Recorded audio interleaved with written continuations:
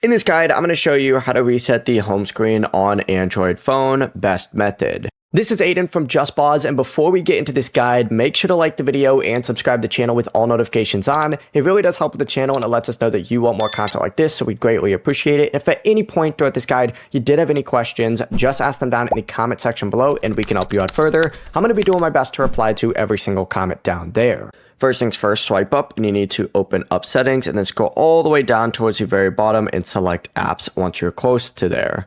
Go ahead and then tap the filter or sort icon up in the very top. It's going to pull up a page that looks something like this, and then go ahead and turn on show system apps and hit OK. Once you go ahead and do that, go ahead and search for One UI Home, and you could just search for it. Select it, and then it's going to take you to a page that looks like this, where you need to scroll down, select storage, and once you select storage, go ahead and hit clear data down in the bottom left and confirm. Make sure you choose clear data, not just clear cache.